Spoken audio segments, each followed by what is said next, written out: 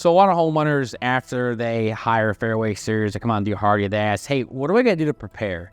And the reality is there's not a lot of things you can do because we're a really good contractor. We're going to help you along the way. But there are a few things you might want to consider. So one of them is if you have pictures of variables attached to your exterior walls that we're going to be working on, you probably want to take those down. Don't worry about like a TV anchoring to the wall, but there's going to be a ton of vibrations. So take down anything on your walls that you just don't want to see break. Another thing is you might want to consider if you have any plants that are very important to you. I'm talking you dug a rose bush out of your grandma's yard when she passed away.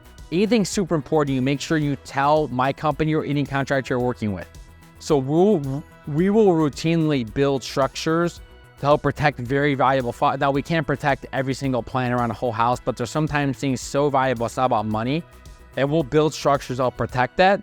But you gotta let us know before we start. Another thing you do is you might want to think about if you have a very meticulous garden and tons of bushes, it might not make sense to do siding in April, May, or June. You might want to consider doing siding in October, November, or January, February, where everything's not in full bloom. So a few things also consider before you prepare for siding is, let your contractor make sure that you have at least one exterior outlet that can work.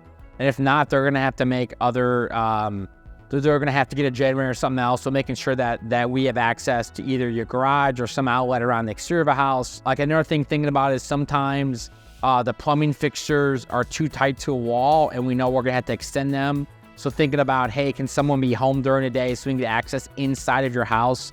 We have to have a plumber come out or something else, that's important. It also makes sense to have a plan for if you're at work all day long and we blow a fuse, how can we get inside your house within half an hour? How could you be home within half an hour? Leaving the key with the neighbor, being home the first 2 days just to make sure that we can cover in case something like that happens.